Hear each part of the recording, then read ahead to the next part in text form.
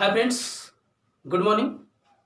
जैसा कि मैंने पिछले वीडियो में बताया है, पास्ट परफेक्ट टेंस और पास्ट परफेक्ट टेंस के जितने भी उसमें प्रकार होते हैं मैंने सब बता दिया है। प्रेजेंट का ही बता दिया है। और आज हम लोग चर्चा करेंगे फ्यूचर पर। तो फ्यूचर का जो पहला प्रकार होता है वो होता है फ्यूचर इंडेफिनिट टेंस। तो आज हम लोग उस पर चर्चा करेंगे कि फ्यूचर इंडेफिनिट टेंस का पहचान क्या होता है, किस तरह से उसे हम क्यों प्रयोग करते हैं। तो चलिए देखते हैं। लिखेंगे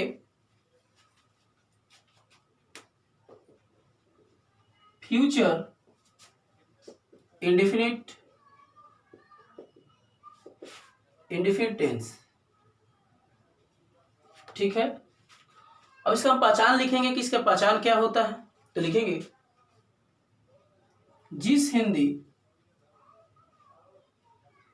हिंदी वाक्य के मुख्य क्रिया के अंत में गा, गे, गी आदि अथवा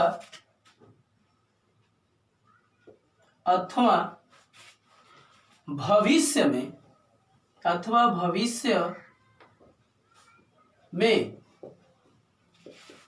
कोई कार्य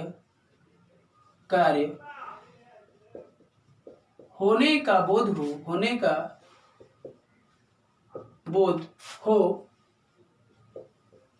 तो उसे फ्यूचर इंडेफिनिट टेंस कहते हैं। तो आपने देखा कि जिस हिंदी वाक्य के मुख्य क्रिया के अंत में गा, गे, गी अथवा भविष्य में कोई कार्य होने का बोध करता हो या कभी दूसरे दिन जब हम किसी कार्य को करते हैं तो हम उसे भविष्य मानते हैं। तो वही मैंने बताया कि फ्यूचर में यानी भविष्य में कोई कार्य होने का बोध करता है तो हम उसे फ्यूचर इंडेफिनिट टेंस में समझेंगे। अब इसका रूल पहला जो आता है, जैसे मैंने बताया है, हर वीडियो में मैंने बताया है कि पहले हम लोग पढ़ते हैं अफर्मेटिव सेंटेंस। और अफर्मेटिव सेंटेंस का मैंने हिंदी बताया है, हिंदी तो उसका जो होता है सकारात्मक वाक्य होता है। इसी तरह मैंने निगेटिव भी बताया है, निगेटिव सेंटेंस का नकारात्मक वाक्य। इसी तरह हम लोग पढ़ते रहते हैं और आज वही भी हम पढ़ेंगे कि फिर जो पहले नंबर पर आता है अफर्मेटिव सेंटेंस। अफर्मेटिव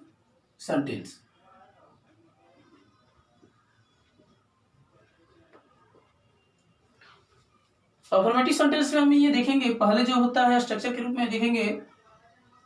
जैसे हम बनाने के नियम में सोचेंगे तो सबसे पहले हम कर्ता को लिखते हैं, सब्जेक्ट को लिखते हैं।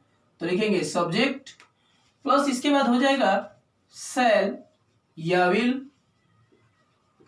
और इसके बाद ठीक हम वर्ब वन को लिखेंगे, वर्ब का पहला फॉर्म लिखेंगे और उसके बाद लिखेंगे ऑब्जेक्ट, फिर लिखेंगे अदर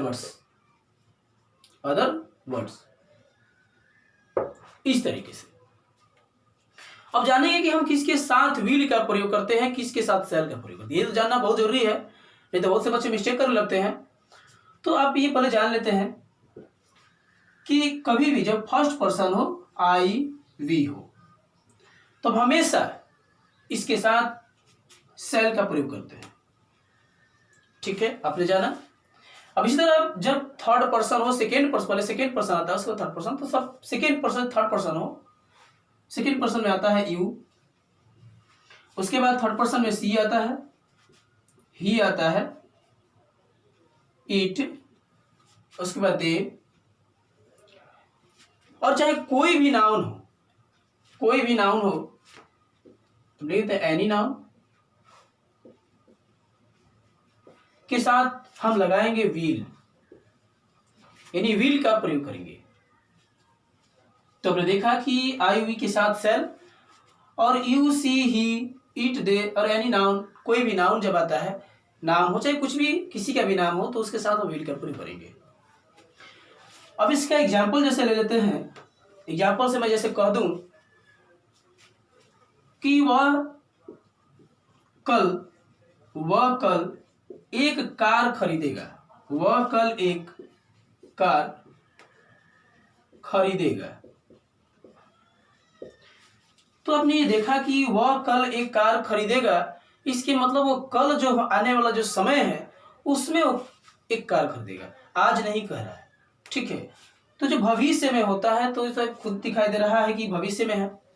और इसको जो बनाना होता है तो हमने देखा है पहले से ही कि आई वी के साथ सह लगाएंगे और you we she he it they any noun के साथ भी लगाएंगे। तो पहले यहाँ देखते हैं कि थर्ड पर्सन है और थर्ड पर्सन वह है, वह कल एक कार खरीदेगा, तो यहाँ पर हम लगाएंगे ही और ही के साथ मैंने देखा कि यहाँ पर मैंने बताया कि यहाँ पर विल लगेगा तो लगाएंगे विल। अब खरीदना के बाई एक कार, अब कब खरीदेगा, कल खरीदेगा, तो कल के लिए टुमारो। इस तरीके से ऐसे हम लिख सकते हैं। जैसे फिर कह सकते हैं, मैं ऐसे कह दूं कि वह कल बक्सर जाएगा, वह कल बक्सर जाएगा। यहां पर देखा आप लोग लिखा है कि वह कल बक्सर जाएगा। तो इसको जब हम बनाएंगे तो लिखेंगे he will go to Buxar.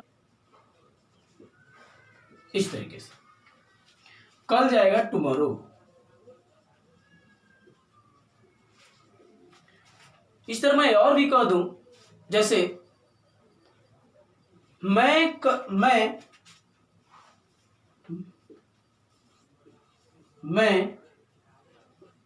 अगले सप्ताह एक किताब खरीदूंगा। मैंने कहा कि मैं अगले सप्ताह एक किताब खरीदूंगा। तो हम लोग इसको बना देंगे आई, और आई के साथ जानते हैं क्या लगेगा, सेल। तो यहां पर लगाएंगे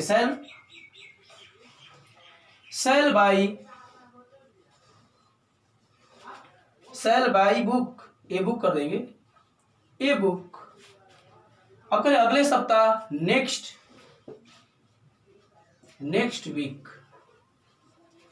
तो अब इस तरह से अफर्मेटिव सेंटेंस में जो फ्यूचर टेंस का जो वर्ड वाक्य होता है, तो अब इस तरह से उसको ट्रांसलेट कर सकते हैं। अब देखेंगे निगेटिव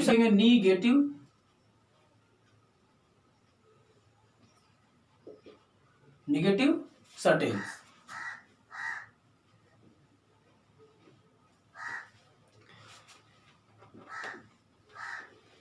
अब इसमें देखेंगे बनाने के नियम जो होता है, सबसे पहले हम लिखेंगे सब्जेक्ट यानी कर्ता, उसके बाद हम लिखेंगे सेल या विल, उसके बाद इसके ठीक बाद हम नॉट लगाएंगे और उसके बाद लिखेंगे वर्ब 1 ऑब्जेक्ट, फिर उसके बाद अदर वर्ड्स लिख देंगे, अदर वर्ड्स। तब इसका भी स्ट्रक्चर के रूप में देख लिया, रूल देखिए। अब इसके भी जो स्ट्रक्चर के रूप में देख लिया और इसके रूल है देख लिया हम लोग ने। तो बनाते हैं, फिर एक एग्जाम्पल ले लेते हैं। एक से एग्जाम्पल क्या होता है, ठीक है। तो हम लोग देखेंगे, जैसे वह कल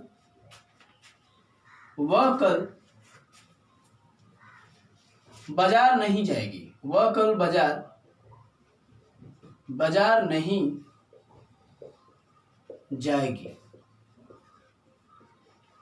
ठीक है, वह कल बाजार नहीं जाएगी। तो लिखेंगे she will not go to market.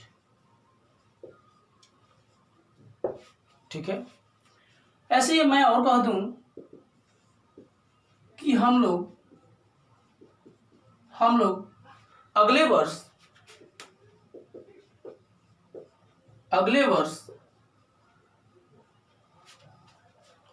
वर्ष यहां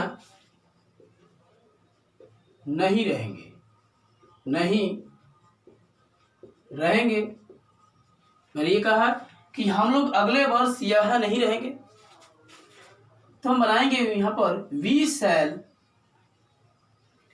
शैल not live here next year.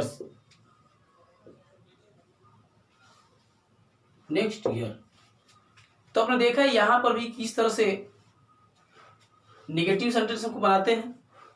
अब इसके बाद आएगा अगले नंबर पर इंट्रोगेटिव सेंटेंस।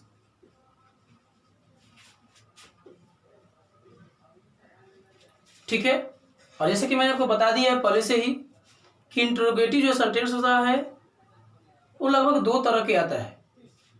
ऐसे तो तीन तरह के भी आता है, जैसे मैंने बताया था कौन का भी। तो फिलहाल समझिए इसमें दो तरह, क्योंकि हम लोग बताते हैं इसमें कौन का अलग से। तो क्योंकि कौन भी होता है, कौन से जो पूछता है वो भी क्या है, एक प्रश्नवाचक ही होता है। तो यहां पर लिखेंगे, पहले लिखेंगे जब क्या से शुरू होता है उसके लिए, तो लिखेंगे शैल या विल प्लस सब्जेक्ट। उसके बाद हम वर्ब 1 को लिखेंगे, ऑब्जेक्ट लिख लेंगे। उसके बाद अदर वर्ड्स को लिखेंगे। अंत में हम लोग क्वेश्चंस मार्क भी लिख देंगे। अब एग्जाम्पल जैसे ले लूं, जैसे मैं कहूं क्या आप लोग अंग्रेजी सीखेंगे? क्या आप लोग अंग्रेजी सीखेंगे? मैंने कहा क्या आप लोग अंग्रेजी सीखेंगे? तो आप इसके जो भी बनाएंगे वो देख रहे हैं कि यहां पर क्या से शुरू है। तो जब क्या से शुरू रहता है तो सबसे पहले ऑक्सिलरी वर्ब का प्रयोग करते हैं। तो लिखेंगे यहां आप है और आपके अनुसार यहां पर क्या लगेगा, विल को लगाएंगे। तो लिखेंगे विल यू लर्न इंग्लिश। तो आपने देखा कि आप कभी भी इस तरह से जब क्या से शुरू रहता है तब सेंटेंस को इस तरह से बनाएंगे। ऐसे ही मैं कह दूं कि क्या वे लोग अगले सप्ताह यहां आएंगे? क्या वे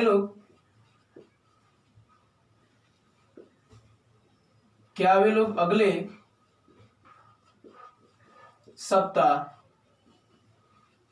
यहां आएंगे? क्या वे लोग अगले सप्ताह यहां आएंगे? तो हम लोग बनाएंगे इसको will they come here next week. इस तरीके से। तो आपने देखा कि हम इंट्रोगेटिव सेंटेंस को एक तरीके से बढ़िया से बना लेते हैं। इस तरीके से बनाएंगे, ठीक है। अब देखते हैं इसका जो WH वर्ड वाला होता है, WH वर्ड का जो क्वेश्चंस आता है वो कैसे बनाएंगे। तो अगले WH वर्ड्स, और उसके बाद होता है विल शैल प्लस होता है सब्जेक्ट, और इसके बाद हम लिखेंगे वर्ब का first form, object, other words plus question mark. ठीक है। अब जैसे मैं एग्जांपल में इसे यहां पर कह दूं कि आप लोग बक्सर क्यों जाओगे? आप लोग बक्सर क्यों जाओगे? तो हम लोग यहां पर इसको बनाएंगे तो लिखेंगे, जब देख रहे हैं कि यहां पर कब, कहाँ, क्यों जो क्वेश्चन वर्ड है वो बीच में आया है, तो हम सबसे पहले इसी को यहाँ पर लिखते हैं।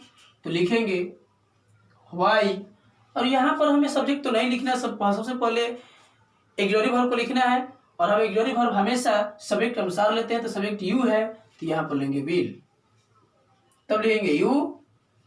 उसके बाद जाओगे गो टू बक्सर, इस तरीके से। ऐसे ही मैं ये कह दूं कि वे लोग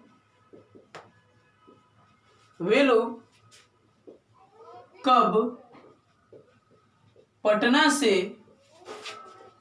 यहां आएंगे,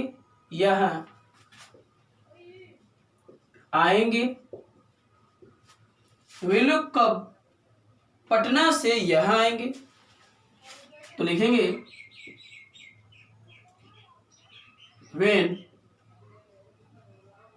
when will they come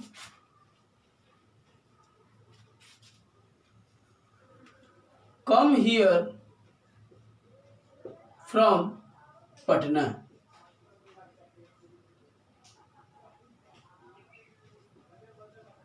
तो इस तरीके से हम जान लिए कि यहाँ पर जब ऐसे सेंटेंस रहेंगे, कब कहाँ के उसे बीच में जब आता है, तो इस तरीके से हम लोग उसका ट्रांसलेट करते हैं।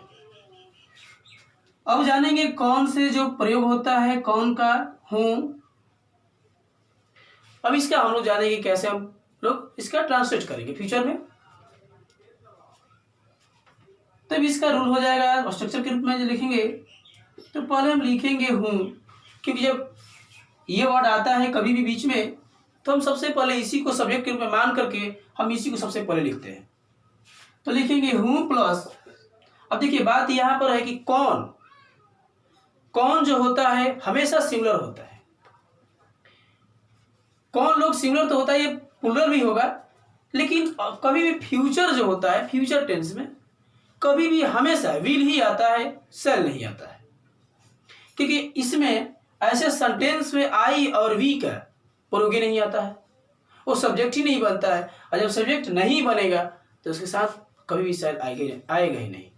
इसलिए हम इसमें शैल नहीं लेंगे, सिर्फ लेंगे विल प्लस वर्ब वन, और उसके बाद ऑब्जेक्ट, अदर वर्ड्स लिखेंगे, क्वेश्चन मार्क लिख देंगे। अब जैसे मैं कह दूं एग्जाम्पल में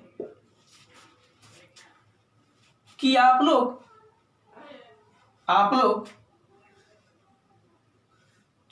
लिखेंगे, आप लोगों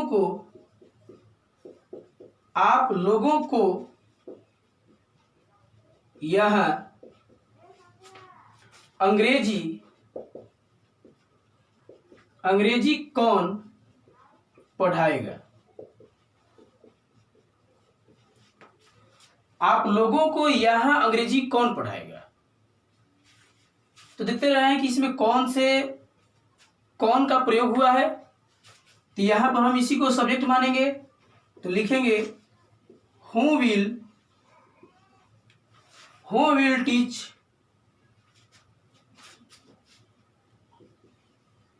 टीच इंग्लिश, चाहे टीच यू लिखेंगे, टीच यू इंग्लिश हियर। तो आपने देखा कि इसके ट्रांसलेट मैंने कैसे किया। एक और ले सकते हैं उदाहरण, जैसे मैं बोल दूं उसे कौन पीटेगा,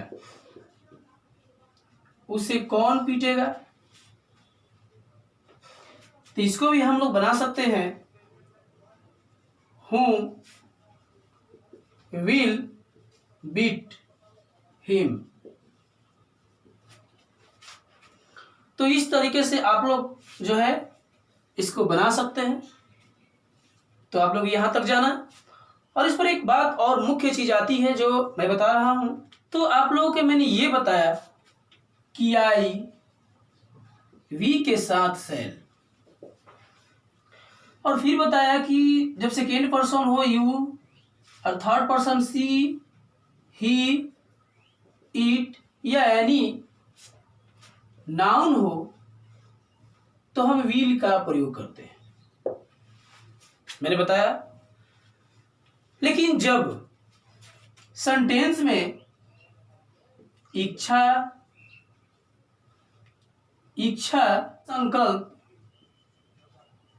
संकल्प, वादा,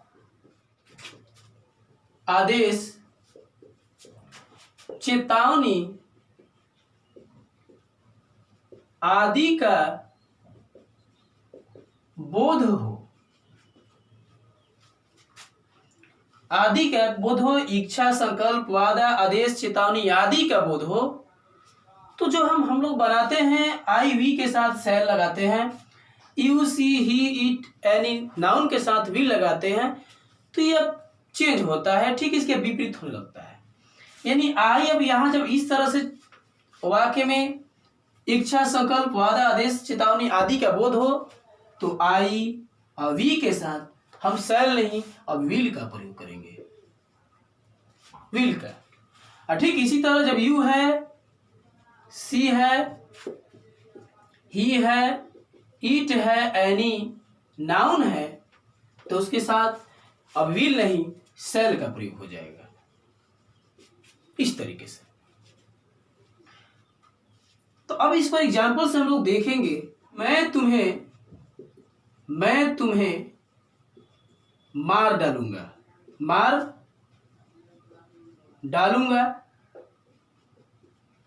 ठीक है। यहां पर लिख लेंगे धमकी, यानी धमकी, इच्छा, संकल्प, वादा, आदेश, चेतावनी आदि का जब बोध हो, तो हम सब्जेक्ट के साथ ऑक्सिलरी वर्ब को चेंज कर देते हैं, यानी सेल के स्थान पर विल कर देंगे और विल के स्थान पर सेल का प्रयोग कर देंगे। तो जैसे मैंने कहा कि मैं तुम्हें मार डालूंगा, तो यहां पर हम लोग पहले लगा रहे थे जब धमकी नहीं था, ऐसी बात नहीं थी, तो सेल का प्रयोग करते थे साधारण वाक्य में।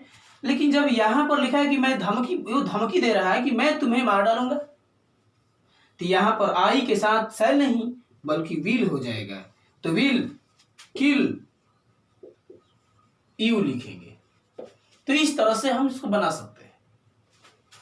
और मैं इसी तरह एक और कह दूं, वह कभी झूठ नहीं बोलेगी, तो यहां संकल्प की बात आ रहा है कि वह जो है कभी झूठ ही नहीं बोलेगी। तो ऐसे सेंटेंस में भी हम वही बनाएंगे। तो यहां सी है और हम सी के साथ हमेशा विल लगाते हैं, लेकिन ये संकल्प की बात आता है तो यहां पर हम विल नहीं सेल का प्रयोग करेंगे। तो सी सेल नेवर टेल ए लाई। इस तरह से हम सेंटेंस को बनाते हैं फ्यूचर में। या मैं कह दूं कि मैं अवश्य कल पटना जाऊंगा, मैं अवश्य कल पटना जाऊंगा। मैंने कहा कि मैं अवश्य कल पटना जाऊंगा, या मैं ये कह दूं कि मैं जरूर कल पटना जाऊंगा। इस तरह से यदि बोध होता है सेंटेंस में, तो हम उसको भी इसी रूप में बनाएंगे। तो लिखेंगे आई विल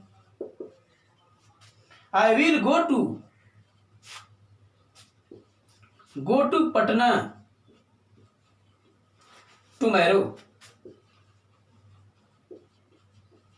तो इस तरीके से हम लोग इस सेंटेंस को बना सकते हैं।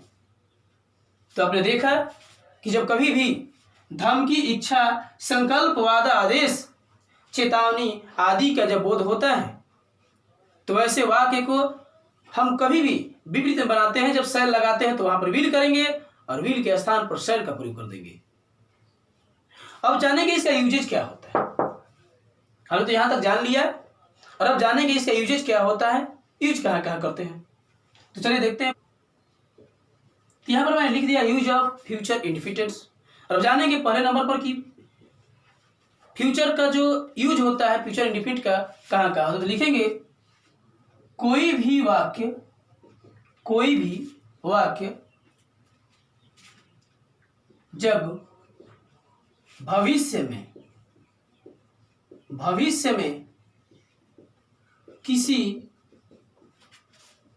कार्य का होने का बोध करता है तो वैसे वाक्य को हम फ्यूचर इंडेफिनिट टेंस में बनाते हैं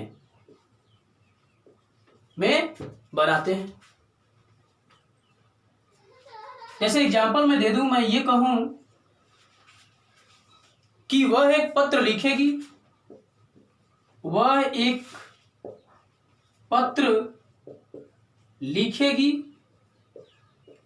तो आप यहां पर देख रहे हैं कि लिखा है कि वह एक पत्र लिखेगी। अब इसमें टाइम का भी, समय का सेंस नहीं है कि हम कब लिखेंगे, तो लिखेंगे कभी बाद में ही ना, यानी फ्यूचर में ही लिखेंगे। तो यहां पर फ्यूचर का बोध कर रहा है कि जो पत्र लिखना है वो कार्य जो है भविष्य में होगा, भविष्य में वो लिखेगी। तो यहां पर लिखेंगे she will write a letter, इस तरीके से। और भी बहुत से सेंटेंस हो सकते हैं, जैसे मैं कह दूं हम लोग अगले सप्ताह पटना जाएंगे। तो ये भी भविष्य में होने का बोध कर रहा है, तब इसको बनाएंगे we shall go to Patna next week. तो आपने पहले रूल पर देखा कि इसका भविष्य का यूज कहां का होता है, ऐसे वाक्य को कैसे बनाएंगे। और अब 2 नंबर, भविष्य में जब दो कार्य का बोध हो तो वैसे वाक्य को हम, तो मान लीजिए प्रिंसिपल क्लॉज। अब प्रिंसिपल क्लॉज को जो हम बनाते हैं उसे हम बनाएंगे फ्यूचर इंडेफिनिट में।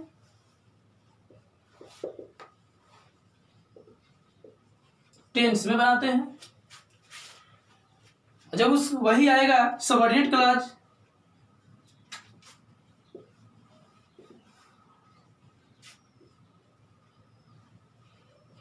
तो इसको हम बनाते हैं सिंपल प्रेजेंट में, सिंपल प्रेजेंट टेंस में बना देते हैं। यानी कि जब भविष्य में 2 कार्य का बोध होगा तो पहला जो रहेगा प्रिंसिपल क्लॉज, उसको हम फ्यूचर इंडेफिनिट बनाएंगे, और जो सबऑर्डिनेट क्लॉज रहेगा जिसके साथ, जो कि यदि ऐसे जुड़ा रहेगा तो उसके साथ उसको जो है हम सिंपल प्रेजेंट टेंस में बनाएंगे। तो एग्जांपल्स में हम लोग देख लेते हैं, जैसे यदि वह यहां पढ़ेगी तो, यदि वह यहां पढ़ेगी तो अंग्रेजी सीखेगी।